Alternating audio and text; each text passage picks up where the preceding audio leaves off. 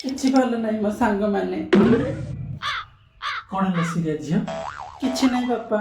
ଝିଅ ତୋ ବାପାକୁ ସବୁ କଥା କହୁଛୁ, କୁହ କଣ ହେଲା? ସେ ସାକ୍ଷୀ ଅଛି ନା, କହୁଥିଲା ମୋ ବାପା କେତେ ସୁନ୍ଦର ଡ୍ରେସ୍ ଆଣିଛି। କଣ? ପ୍ରିନ୍ସେସ୍ ବାପା, ଯାହା ଡିଜନୀରେ ଡଲ୍ ମାନେ ପିନ୍ଧନ୍ତି।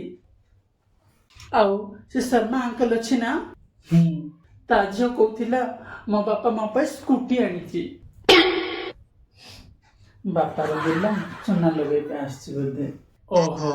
ପରେ ସେ କରିଶ୍ମା ଅଛି ନା, ଯେ ସେ ଆରମାନର ଝିଅ, ତା ଝିଅ କହୁଥିଲା ଆଉ ପୁରା ଘର ହିଁ ସ୍କୁଲ ପାଖରେ ନଉଛି, ତାକି ଆଇବା ଯିବା ପାଇଁ ତାକୁ କଷ୍ଟ ନ ହଉ। ପରେ ମୁଁ ବି କହିଲି ମୋ ବାପା ମୋ ପାଇଁ ଆକାଶରୁ ଜହ୍ନ ଆଣି ଦଉଛି।